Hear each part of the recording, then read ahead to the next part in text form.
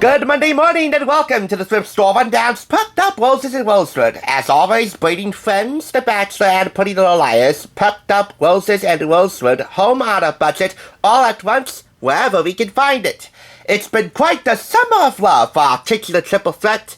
Alas, it comes to a bittersweet conclusion today, with the August 11th edition of Us Weekly magazine, purchased for $7.99, retail from Barnes & Noble in Paris. Yes, $7.99. People magazine is a tad less expensive than Us Weekly, but at least for this series, they don't deliver the goods as often as Us Weekly does. Just search Us Weekly on the channel, you'll see what I mean. Let me go up front and say that this is definitely not going to be easy. Why? Because this particular issue deals with 3 celebrity passings within the span of 1 week. Up front, Malcolm-Jamal Warner, who drowned at the age of 54 trying to save his young daughter from a rip current in Costa Rica.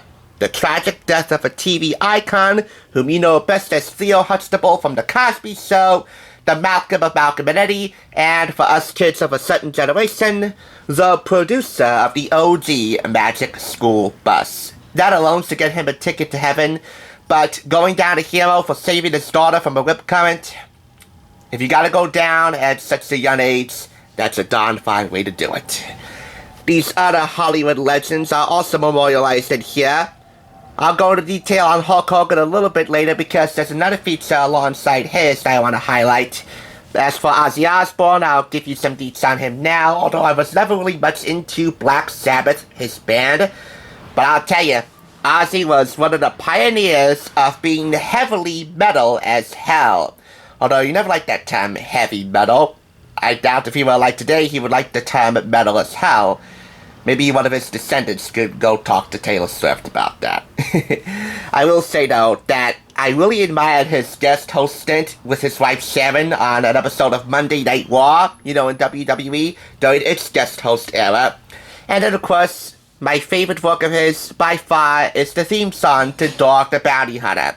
I will never be able to listen to that in the same way again.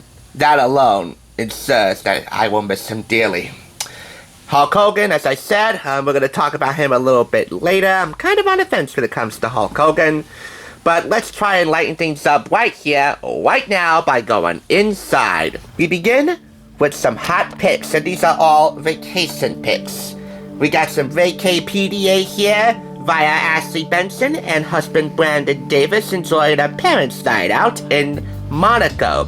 They missed their flight home, but took advantage of the scenery while sneaking a smooch.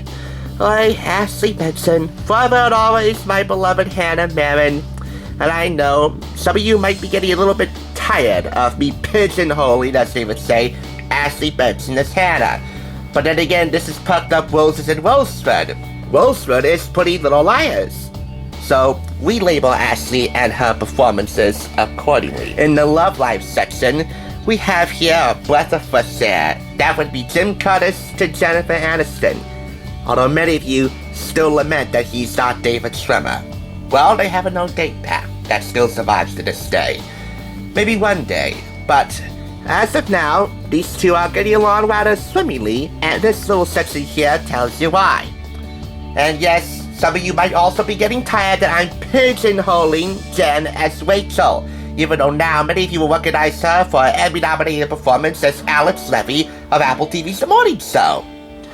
Look, it's not so much me pigeonholing her in that instance, as it is the Television Academy who just won't give her another statue, thus her shaking off her Rachel Green image completely. We'll move on to season 15 Bachelorette, Hannah Brown legally marrying fiancé Adam Woolard in Tennessee on June 21st.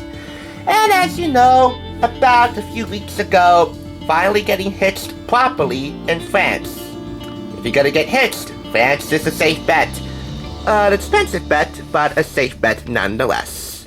So, Hannah Brown is a Bachelorette no more. And yes, now comes the time for me to talk about Hulk Hogan, who passed away from cardiac arrest at the age of 71. It takes a real WWE icon to have all 3 shows, Raw, SmackDown, and NXT, pause and pay tribute at the beginning of their programs with a 10-belt salute. But that alone should really illustrate how much Hulk Hogan meant to WWE. He was one of the first to actually mainstream World Wrestling Entertainment back when it was the World Wrestling Federation. He turned it into a media icon.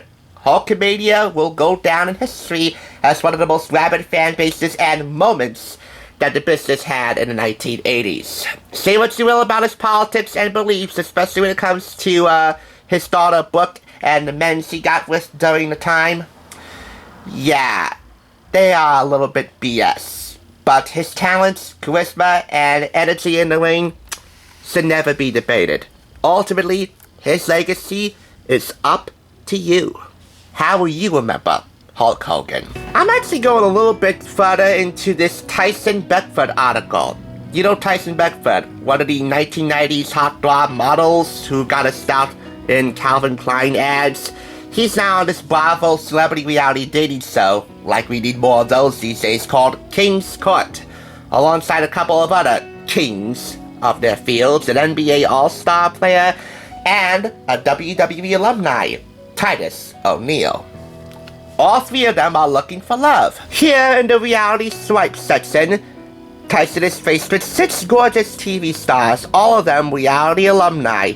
Which way would he swipe, and why?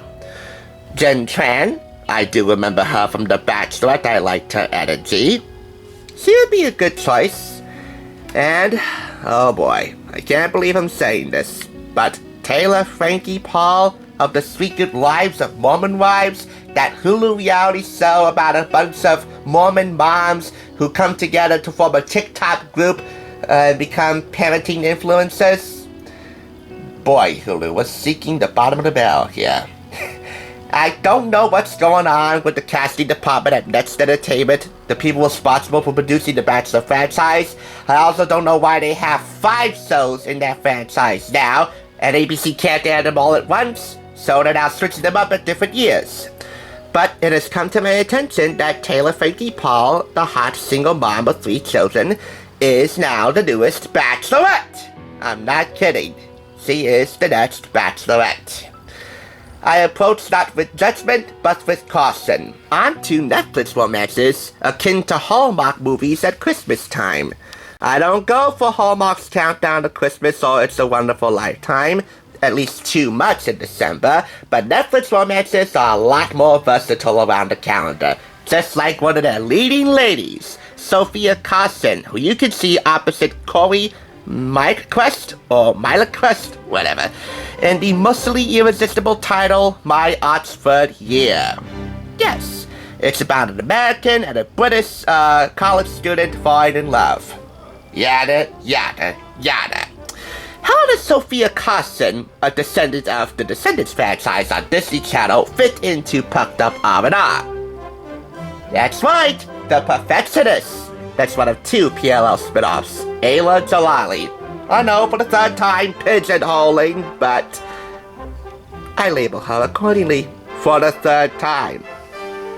And yes, she is quite striking. Thus bringing us to the explosive summer finale of Pretty Little Liars. Giving us a long-awaited answer. The millennial hit PLL finally unmasked the villainous A 10 years ago.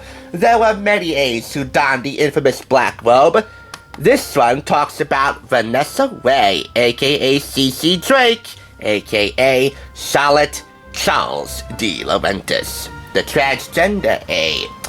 The show received some measure of flack for making the transgender character A, but Vanessa Ray won a Teen Choice Award for her performance Choice TV villain. She talks about what it meant to play A on the program and the impact it had, plus her performance in the show Blue Bloods for CBS.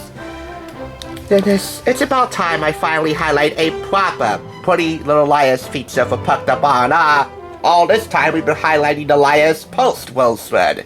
And you know them all. Hannah, Spencer, Emily, and Aria, Ashley Benson, who you saw at the beginning of the show, Troy and Belisario, who was the great love of my life for some time, Emily Fields, Shay Mitchell, oh yeah, she's quite a smoke, and the bubbly, cute Memphis native Lucy Hale.